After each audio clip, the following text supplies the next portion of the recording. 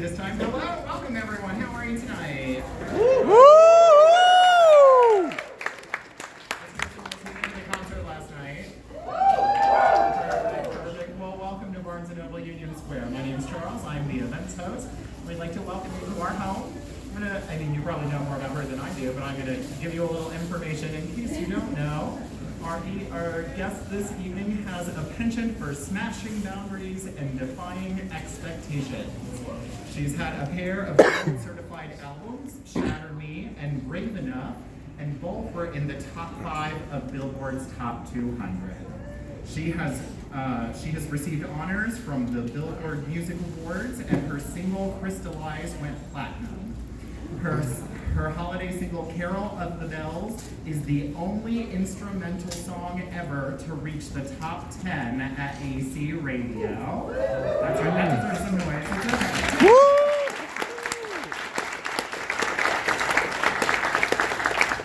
And in book-related news, which is kind of our thing, she also wrote The Only Pirate at the Party, which she co-authored with her sister, and that was a New York Times bestseller. Artemis is her 5th full-length album, and she hopes listeners recognize how powerful they are within when they listen to the music. Ladies and gentlemen, the lady of the evening, Miss Lindsey Stirling.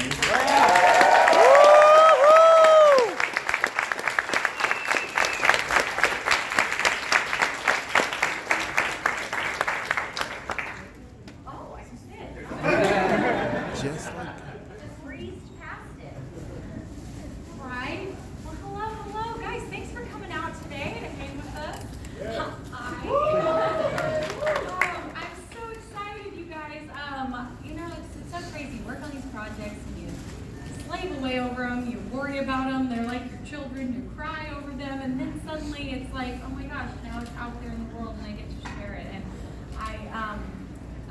I was just live streaming. I saw a bunch of you being like, yeah, we're here, we're waiting for you. Like, and then they came in and they're like, yeah, get out there, they're all watching you. Oh, so dang it, I gave all my spoilers away.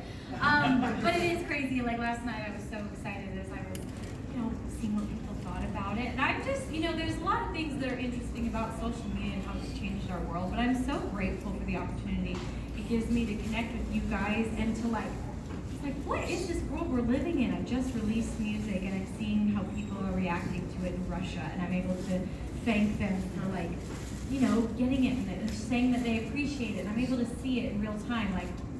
This is crazy. And sometimes it feels very normal, and then other times I think about it and I'm like, that's pretty amazing. So I just want to say I'm so grateful for all of you, the support you've given me through social media, and the love that I have felt from you as I've done this journey, and that you've been a part of it with me. So thank you so much. I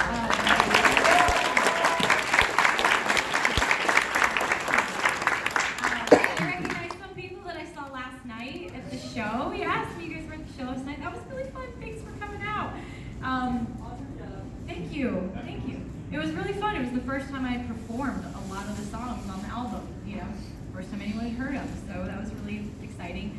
Also, I recognize a lot of you because I've done quite a few signings here. Everything from the book signing to, I was here a few months ago, it feels like, for the Christmas album. So, yeah, I recognize a lot of you guys that have come to multiple things. So thank you for coming back. And I guess I'll talk just briefly about this album and what makes it different and kind of where it came from.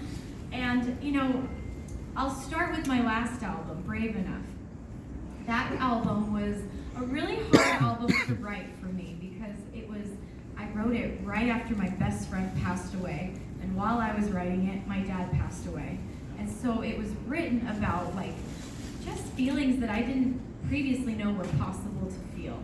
Loss and grief and, heartache in such a way. I just didn't know that was humanly possible, and I wrote about it through an album. And then I went and performed it night after night after night and shared these stories. And it was extremely cathartic, but it was also really hard. And, it's just interesting that while I was going through this, I didn't realize it, but it kind of took me into a depression that lasted for about 2 years. Just, kind of shadow had come over my life that grief had caused me. And I kind of accepted the fact that, okay, I think this is just the new me. And I think that loss changes you and death changes you. And I need to just get used to this new person that's here. And then about a year ago, it was right before I started writing this album, I felt myself come back fully. And I was like, oh my gosh, it's not that girl, that rose-tinted glasses version of myself. It's not that she was gone or that she died with them. She was just grieving, and she was just covered up a little bit. And I really think that we all go through phases in life where sometimes we're stronger than other times. And that's why this album is called Artemis, is because Artemis is the goddess of the moon. And not only does the moon bring light to darkness, which I think even amongst our dark times we can find light in our lives, we can bring life in our lives, or find light through other people. But also, the moon goes in phases. And sometimes it lights up the whole night sky, and it's bright, and it's glorious, and it's, and it gives light to the world. And other times it gets covered in shadow, and it slowly disappears, so you would look up, and if you didn't know any better, you would think that it didn't exist. But I think that's such a powerful lesson, because just because the moon is covered in shadow doesn't mean that it's not still there, and that it's not going to come back to its full light. And that was like me. Just because we go through hardship, just because we go through times when we are depressed, or we're having a hard time, or we're experiencing anxiety, or loss or hardship, whatever it is, we can experience hard things and not feel like we've lost ourselves. Because if we keep working on ourselves, and if we keep filled with hope, you're still under there, and you will come back to your full light. And so that's what this album was written about. I was so excited to, for the first time ever, write an album that spun from feelings of joy, and not wishing for hope and trying to push through to find hope, but an album that was actually written all from emotions of excitement, hope, joy, because that's where I'm at right now. So that was really exciting for me. Sorry. But do you guys have any questions? I always like to open up and make it a conversation. Yeah. Oh, we have a microphone for you.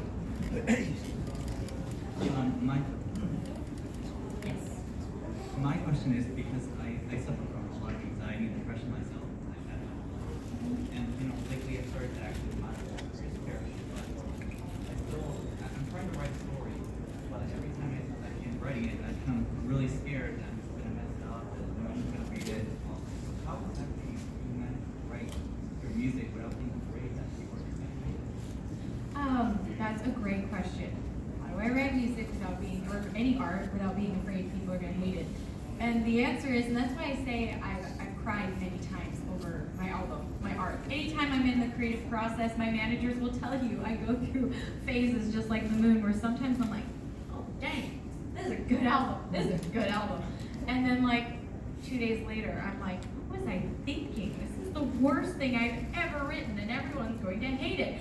And this is not like, I'm not unique in this way. I think almost every artist goes through this, where we judge ourselves the same way you judge yourself as a human. And sometimes you're really hard on yourself, like we're the hardest on ourselves. Your art is just an extension of you. And so I find that I judge my art the least when I'm actually okay with myself. And when I'm not okay with who I am, and when I'm struggling here, I'm gonna hate my art. Sometimes it's a direct reflection, sometimes it's just self-doubt, sometimes it's just because I'm having a hard day and I take it out on my art. But it's, I think, a really important part of the process is I've just learned to accept that I'm going to do that, and I have to trust the me that was clear when I wrote it, or when I said, this is something of worth, I like this. Sometimes I just have to trust that girl from like a week ago that really was passionate about the song, and be like, today she doesn't believe in herself, but she did then, so there must be something here. And it just, understanding that we do judge ourselves and not taking it personally.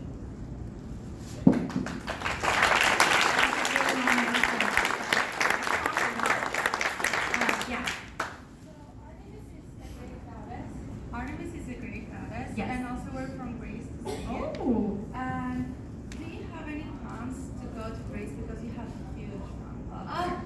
I need to go to Greece. I went to Greece once to shoot a video, and it was beautiful. I shot it on the island of Crete, and so definitely I want to go back for, to bring my show there and do a full tour, because it's a beautiful place, and I've seen support from there. So I need to talk to my booking agents and be like, why haven't we come to Greece?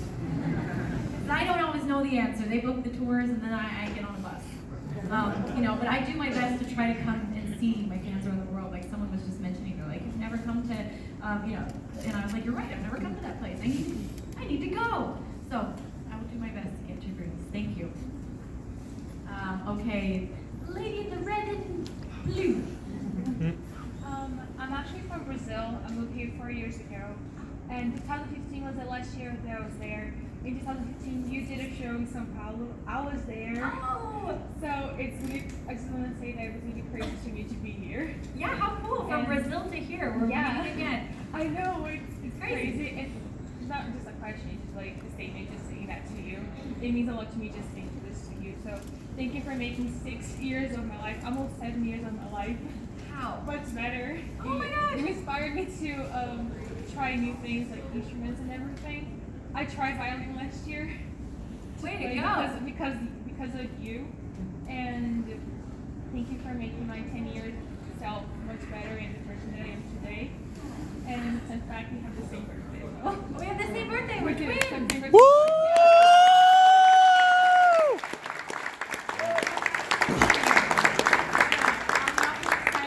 That's amazing. Thank you, and thank you for being a part of my journey and for staying with me. It's crazy when people tell me stuff like that, like, oh my gosh, for 7 years I've been listening to music, and I'm like, I've been doing this for 7 years. Or the weirdest one is when young teenagers are like, I grew up to you, to your music, and I'm just like, how dare you?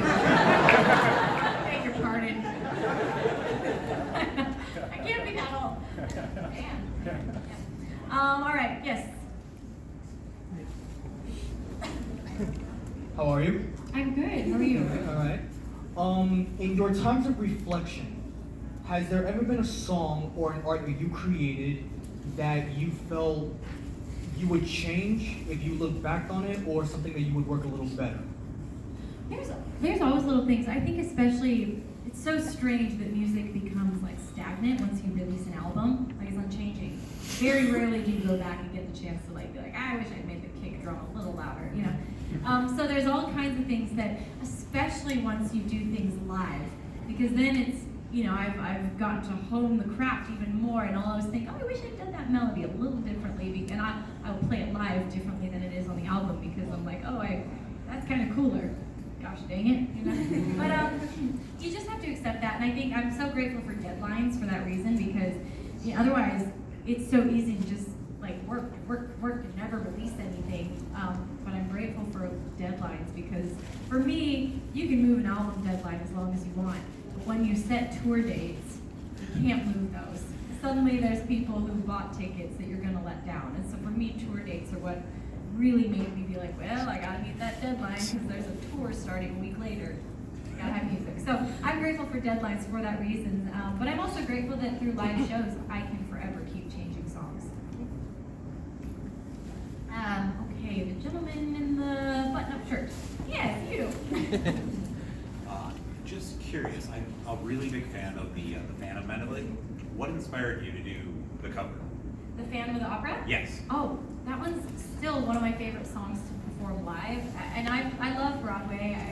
I grew up listening to the original, recording of the Phantom of the Opera Broadway. My dad had that record, and I wrote that medley when I was a teenager, actually. And then, when I started to, and I did it just for fun, because honestly, when I was growing up as a young violinist, there wasn't a lot of fun music to play. And not that classical music's not fun, there just wasn't contemporary music to play. It was all very much Baroque and, Mozart and all these, sweet. But, so I wrote the arrangement of Phantom of the Opera just for fun when I was a teenager, and I was really excited that when I started doing music and had resources, and I was like, well, I'm gonna record this and I'm gonna do it right. So anyways, it's a fun one, and it was just inspired because I wanted something fun to play. Yes? I guess it's me. So, There's a microphone for you. oh, thank you very much. So this is my, you can hold it. Thank you very much. Cameraman and everything. Always be prepared. So, this is my second time being here. I was here 3 years ago when you were with your sister with the only part of the party. Yeah. And it was a day before my birthday, and it was the best birthday present I could ever receive. But back to the present, I listened to the album many times over, and I think to myself, I just want to ask you, is there possibly a story that's intertwined within this? You say that Artemis is the faces of the moon, but I hear and see the words like forever glow, between twilight till the light goes out, underground, aura, and I think to myself, is there something going on? Is each song like a phase of the moon? Is one a waxing gibbous? Is another one a full moon? Is another one waning? I'm just curious to know. I do my astrology. Thank you very much. Wow. Yes. So all the songs were tied into a story. It's a very, very good question. I'm like, oh my gosh, he did his homework in the last 12 hours since it came out. It's been But yeah, the track listing and all that, the song names, almost all of them tie into light, till the light goes out, or dark side, it's like the dark side of the moon, and it's all very astrology driven, and also tied to the Artemis, the Greek goddess of the moon. And then secondly, to your question, they do tie into a story, because while I was writing the album, I was also writing a comic book that was inspired by the album. It was a really fun process because it's kind of the chicken or the egg story of just like, not the story, it's not about the chicken or the egg, but the process of writing both was a little bit of the chicken or the egg, which came first. I would write a song and I'd be like, this is cool, okay, that's gonna inspire this in the story. Then I'd be working on the story, I'd be like, well, I need to write a song that expresses that emotion, so I'd go back to the writing, and so they kind of fed each other. The comic was almost done. Issue 1 was supposed to come out with the album. I got a little behind. It's the first deadline I've ever missed. I'm ashamed of myself, I'm so sorry. But it'll be out mid-September. And it goes hand in hand with the album. And the reason, like for example, Underground was called Underground is because the main character of our story, she lives, her name's Artemis, she lives in this future version of our world where it's been basically consumed by darkness, and Nyx, the goddess of the night, now rules our world. And Artemis lives underground in this area for the people who are the lowest in the caste system. And their caste system is not only like in terms of your status, it's also in terms of how close you can get to the sky. So she lives underground in a world called the Trenches. And that's why the song is kind of about, it's very gritty and it's edgy, and it's because it's expressing her being trapped in this underground world where she's never even seen the sky. Yes. I just want to say that, the album definitely sounds a lot more kind of like what you were explaining, like being a brighter side of the moon, versus the last album. So yeah, definitely hear it in the album that definitely explains what you wanted to explain. So the question is about Underground. While you were on Dancing with the Stars, kind of heard a little bit of Underground in there when you finally busted out the violin. Right. So was Underground written back then, or did you take a bit from Underground and kind of write Underground from that bit? Yeah, so when we did that bit, so when I was on Dancing with the Stars, I think it was here in New York, when we recorded it. I recorded because we decided I wanted to play the violin in our finale routine. And we had this song, and so Mark and I and like this producer went into a hotel room here in New York City because I was on tour while I was doing Dancing with the Stars. So here in New York, we went in, and Mark brought his guitar, and we riffed around, and I wrote a violin melody that I was going to play in the show. And after we finished, we wrote it super fast because we were exhausted, and it's the melody that's in Underground. But I remember thinking as I wrote it, I was like, this is really sick. And I just filed it in the back of my head, and I was like, I will use that in my next album. Like, I hadn't started writing the album yet, but I was like, I'm gonna put that in my back pocket, because that was good. And so that was actually I think the second song I wrote from the album, and as I was working with some producers, and we were trying to figure out the verse, and I'm like, wait a second. Sure enough, that was, so that was kind of a fun Easter egg. I was like, I wonder if anyone will remember or recognize this. So that's... You get a prize! Yes, in the blue. Hi, Lindsey.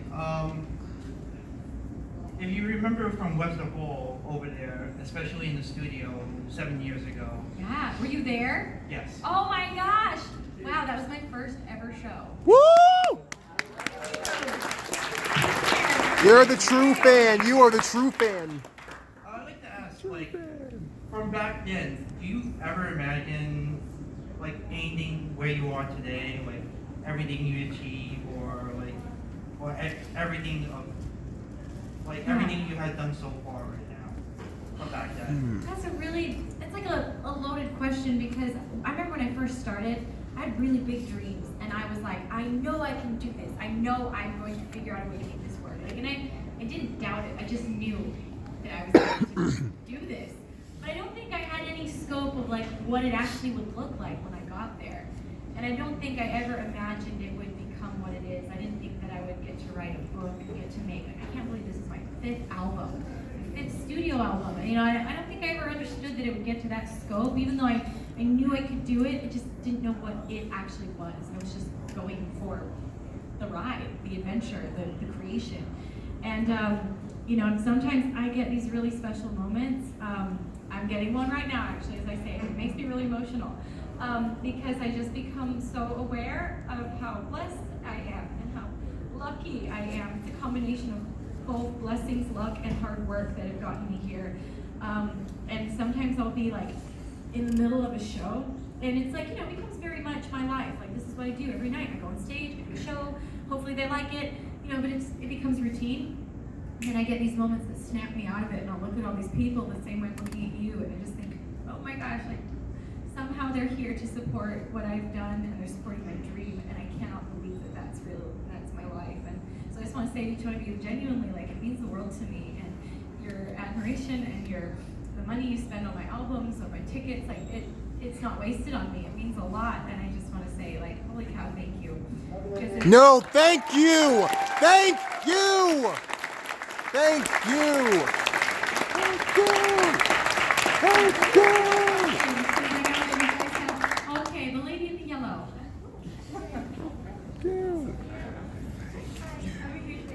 Oh, thank you, girl. What's your name? I'm Gabby. Gabby, nice to meet you.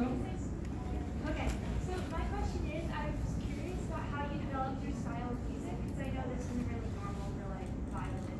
Yeah. And like I kind of got used to listening to music because I got a dubstep playlist on Pandora. I remember that was like one of the coolest things to me when I started to realize that I was on the dubstep Pandora station. So I was like, yes! Girl, I succeeded. But you know, I found my style because I was a classically trained violinist. I was actually about to study music at BYU, you know, as a music major, a classical performance major. And all of a sudden I realized, I was like, you know what? I used to love this and I don't love it anymore. And it made me really sad because I was like, this used to be a passion and now it's a chore. I don't even want to study music. I don't even want to play it anymore. And so instead of quitting, I set out on a journey to rediscover my passion, and I started playing with bands. I joined a country band for a little bit. I played with indie rock bands. I started playing to hip hop tracks. Like, I just kind of went on this musical search, and then I realized I love dubstep. I love electronic music. And so I started thinking, oh gosh, well, I should probably try to play the music that I enjoy. And that's how I kind of found my style, was just like searching around and then making a fusion of everything. And my first album, I think it was kind of a miracle because, one, I was in Utah. There's like not electronic producers just hanging out in Utah. And I found one somehow. I found this guy named Marco G who was willing to produce my album. When I had no money, I paid him per track. And also, it was a miracle because I'd never written music before. And now, like for example, on this album, Artemis, I probably wrote 50 songs that didn't make the album. You know, at least started them. That's how albums are made. You write a ton and you pick the best ones. My first album, I could only afford to write the songs that made it on the album. There were 12 songs on that album, and they were the first 12 songs that I had ever written. And so it's kind of a miracle that that album came to be, and that it still holds up. I still listen to it. I'm like, that's a pretty darn good little selection of songs. And, you know, if I took the first 12 songs that I wrote for this album, they would not have been as good as those. And so I really think I was given like divine help to kind of scoop me along the path and get me on my feet until I could, you know, have the resources to do what I do. So yeah.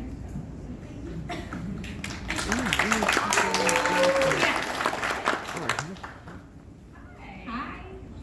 So being a violinist, I know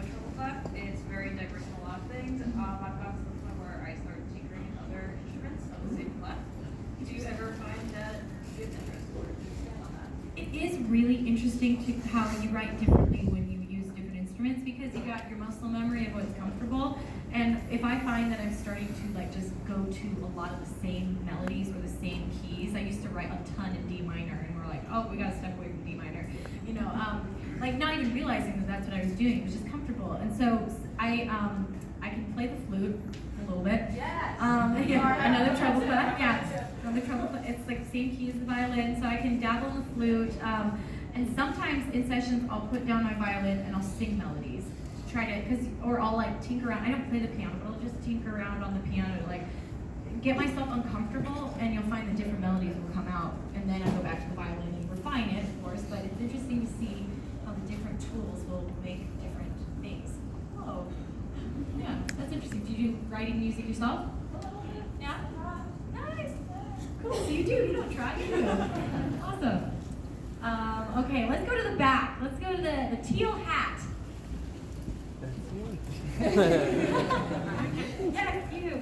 Hi. Hi. Actually went to your class.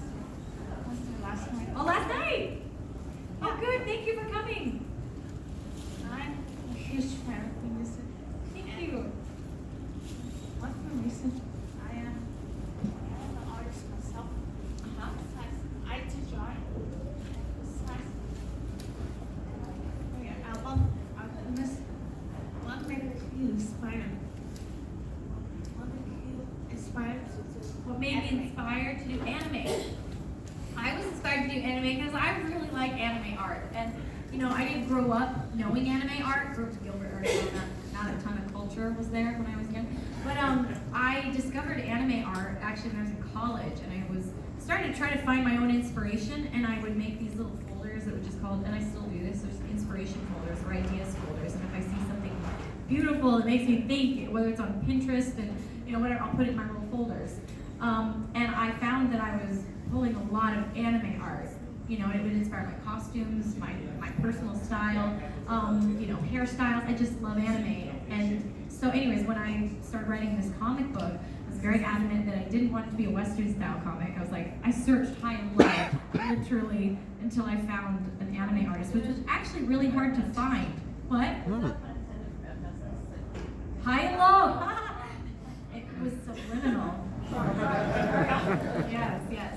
I actually found my artist from Japan, but I found him through hashtagging anime on Instagram. And I messaged, and I just direct messaged him through Instagram, and lo and behold, now he's illustrating my comic. Social media, it's amazing. Okay, just a few more. I'm sorry, I know I keep saying that. I really genuinely enjoy like talking with you guys and like doing this. So, all right, let's see. Yes, in the maroon shirt in the back. I think that's you. Hi. I saw you last year on your tour with Evanescence, and that was really incredible. I just want to know, what was it like to tour with them? And I see that it might have inspired a song on this new album. Yeah, I mean, it was like a dream come true to tour with them. I'm such a huge fan of Evanescence. I have been, you know, since I was a teenager, and so first, it all came about very naturally. You know, first I was on Amy's album, or the Evanescence album, then the tour came about, and you know, it's been really cool to go from being like, oh my gosh, I'm a huge fan, to like, she's like my friend now. I could call up it was funny, I was in the session writing this song, and it started out as an instrumental. It was going to be an instrumental song, and then I just felt like it needed a little something more, and I told the producer, I was like, oh, I could, you know, call my friend Amy Lee. She could sing on it. Is that cool points? Did I just become really cool in your eyes? No, but it was awesome, and she added so much to the song. Actually, originally, I was just thinking maybe she could do some like oh, you know, on it, and then we wrote a couple lyrics together, and then she was like, hey, I have an idea. You mind if I just like record it and send it to you? And she sends me a whole chorus of lyrics, and I was like, that is so cool. Yes, done. So anyways, it was really cool working with Amy, not only on tour, it's one of my favorite tours I've ever done, and then again on the album, it's one of my favorite songs. So I'm a huge fan, love Amy, love Evanescence. All right, yes. Mics are coming. Oh, right here in front. Oh. Hi, so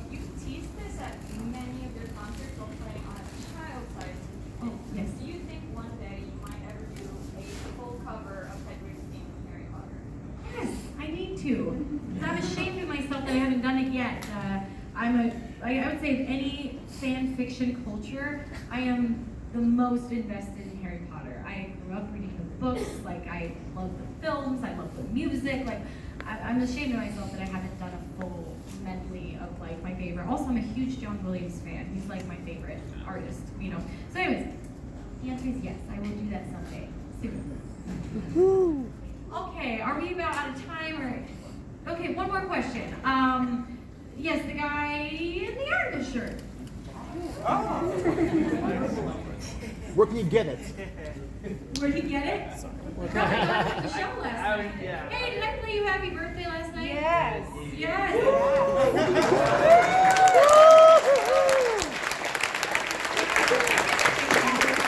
So funny. In the middle of the show, granted, I actually opened it up for a question and answer in the middle of the show, and his mom was like, "It's my son's birthday. Play him happy birthday." I'm like, "Hey."